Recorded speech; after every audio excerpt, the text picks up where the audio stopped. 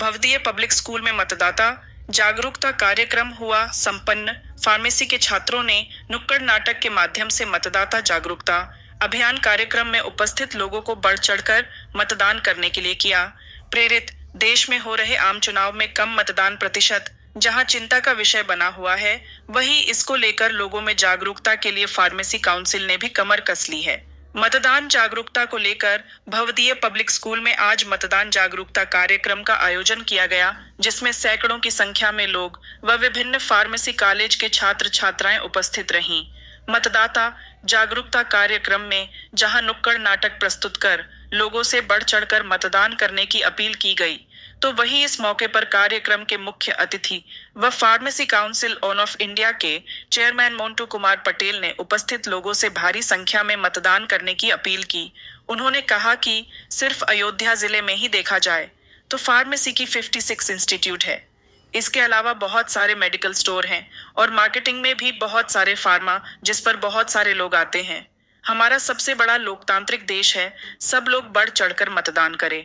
इसको लेकर आज मतदाता जागरूकता कार्यक्रम किया गया, जिसमें फार्मा से जुड़े लोग, अन्य गणमान्य लोग, जो और भी क्षेत्र से जुड़े हुए लोग उपस्थित थे।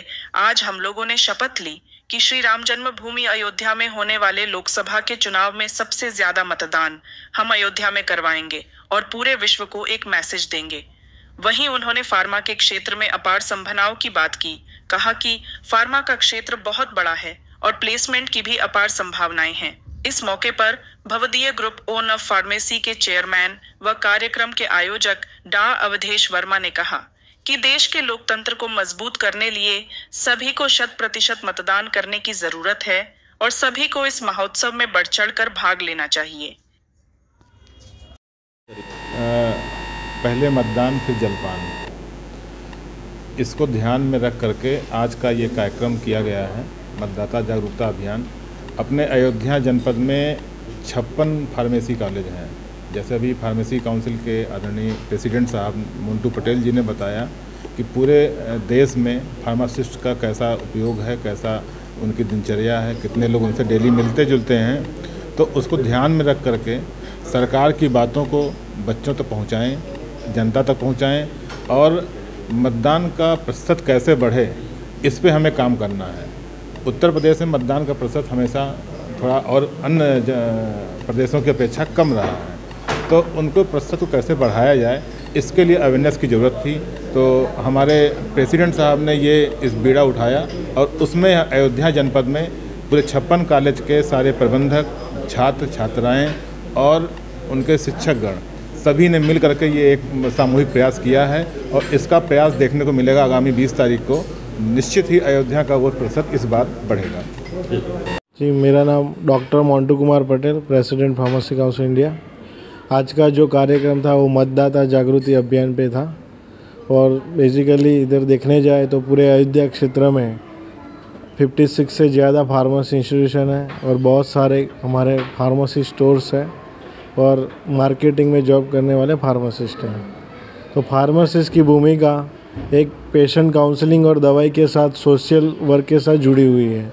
तो एक हेल्थ की जवाबदारी के साथ हम सोशल जवाबदारी कैसे निभाएं और हमारे फार्मासिस्ट की भूमिका क्या रहेगी, क्योंकि आपको पता है कि मतदाता अभियान जो है वो ज़्यादा से ज़्यादा मतदान करने पब्लिक जाए और हमारा सबसे बड़ा लोकतांत्रिक देश है, उसमें लोकशाही इतनी बड़ी है।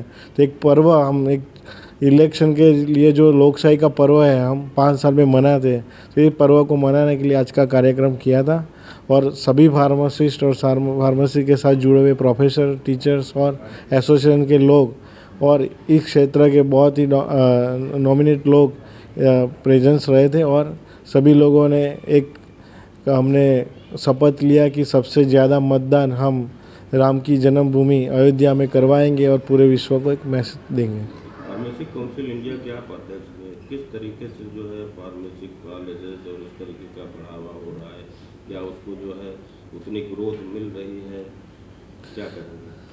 अभी आपको पता है कि भारत एक फार्मेसी ऑफ द वर्ल्ड बन गया है हमारे प्राइम मिनिस्टर आदरणीय प्रधानमंत्री जी के लीडरशिप में और पूरे विश्व में हम जेनरिक दवाई के सबसे बड़े लार्जर सप्लायर भी हैं। वैक्सीन में भी हमने सबसे ज़्यादा वैक्सीन सप्लाई की।